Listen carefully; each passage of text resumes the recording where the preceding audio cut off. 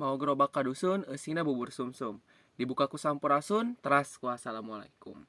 Assalamualaikum warahmatullahi wabarakatuh. Bismillahirrahmanirrahim. Alhamdulillahirrabbilalamin. Wabihi nastawina ala umurid dunya wadin. Walihi wasobbihi ajmain. Asyhadu an la ilaha illallah wa asyhadu anna muhammadar rasulullah. Amma ba'du. Langkung tipayeun orang panjatkeun puji sareng syukur kehadirat Allah Subhanahu wa taala karayat kalayan rahmat, hidayat serta inayah ka urang sadaya. Tiasa patepang lawung, patepang wajah dina rekoder ieu. Pesan perkara budaya dina kayan sehat walafiat. Salawat sinareng salam mugia ditetepkeun, dikocorkeun, dilimpah ruahkeun ka junjungan urang sadaya. Nabi besar Muhammad sallallahu alaihi wasallam. Oge ka keluargina, para sahabatna, tur dugi ka urang sadaya salaku umatna anu taat satia saluhu kanu ajaran matena dugi akhir zaman. Amin ya robbal alamin. Saderek Bapak Ibu panonton anu kusim kuring dipika hormat, rerencangan anu kusim kuring banggakeun sarta jajaran anu bajuang di atas asas anu sami. Dina kasempetan ieu abi salaku pamimpin perjuangan Front Timur bade nepikeun ngeunaan hiji perkara. Nyaeta perkara budaya Tatar Sunda. Saderek diantara seueur perkawis di era digital ieu, diantarana aya hiji perihal anu ngarobah kaayaan serta menjadi sorotan utama balarea. Perihal anu pentingna geura-geuri urang tuntaskeun, perihal anu alusna urang pungkaskeun. Perihal nyaeta perihal budaya. Budaya nyaeta punten-punten anu wedal dina balarea. Punten-punten anu jadi kaayaan jati diri, punten-punten anu jadi kaayaan identitas. Peryogi disepakati budaya nyaeta unsur peryogi anu nyorong urang dugi ka titik ieu.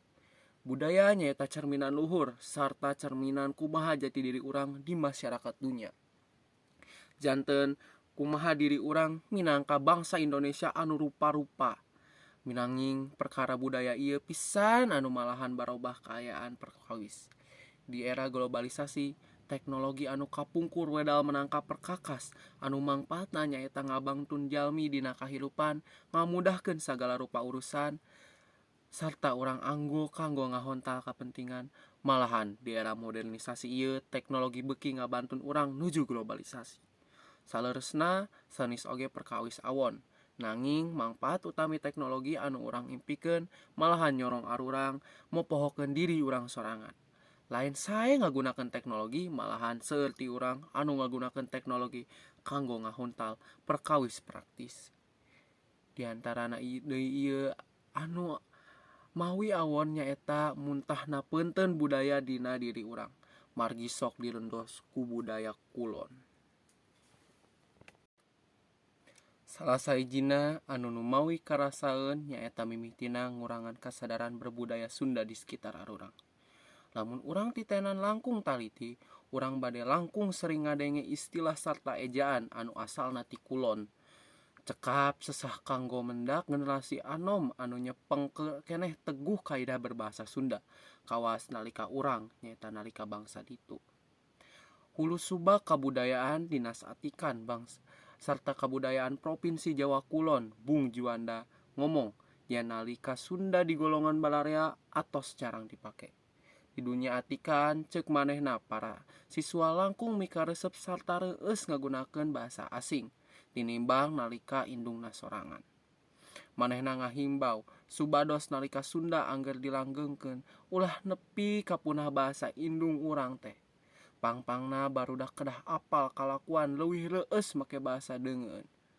Tegasna wanci dipanggihan ku lembaga liput Isolapos.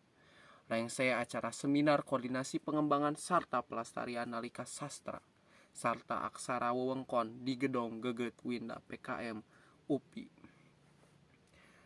Lembaga survei oge nyatet presentasi nu nyicingan anu ngagunakeun nalika wewengkon di lingkungan tetangga. Kerabat ngalaman penurunan ti generasi ka generasi salanjutna. Generasi pre-boomer anu pangpangna luhurna kalawan 83%. Saterusna baby boomer 78%, milenial 70%, Gen Z 70%, serta mudun drastis pamakaian nalika Sunda ieu di golongan generasi post Gen Z. Nepi ka 63%. Presentasi pemakaian nalika Sunda mimiti mudun ka generasi baby boomer. Wedal 18 genep nepi 18 genep opat.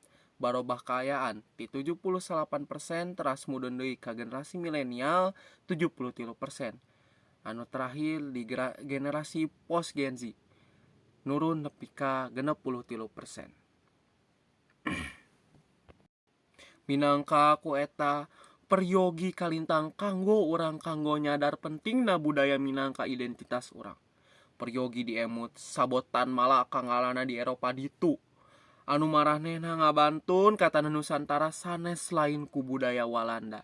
Nanging jati dirina demi Indonesia merdeka. Kulantaran eta peryogi kalintang kanggo balik ngadongkar, balik milari terang, balik diajar ngeunaan budaya Tatar Sunda. Saderek sakantenan atau seep atau sababaraha pada anu terucap atau seep deui materi anu tiasa abdi sampaikeun. Nanging sateuacan abdi tutupan pada ieu kalawan pipisahan hadena deudeuh nepikeun balik bahwasana urang kedah ngajagi budaya Sunda anu ngarobah kaayaan identitas sarta jati diri urang. Urang kedah ngajagi karagaman budaya nu manten tawis khas bangsa Indonesia.